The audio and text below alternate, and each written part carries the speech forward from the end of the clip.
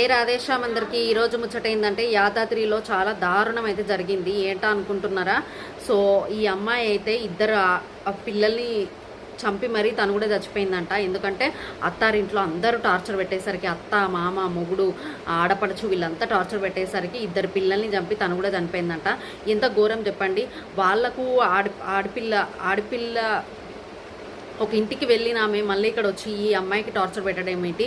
మీకు కూడా అదే పరిస్థితి జరుగుతుంది. కానీ ఎట్టి పరిస్థితుల్లో కూడా ఆత్మహత్యలు మాత్రం అస్సలు చేసుకోకండి. ఎందుకంటే కర్మ ఖచ్చితంగా అనుభవిస్తారు.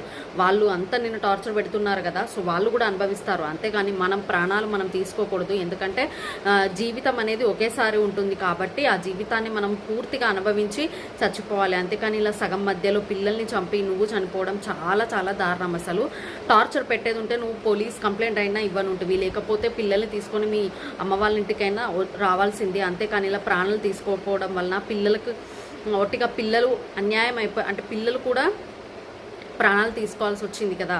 సో దీని మీద మీ ఒపీనియన్ ఏంటో ఖచ్చితంగా కామెంట్ చేసి, లైక్ చేసి, సబ్స్క్రైబ్ అయితే చేయండి.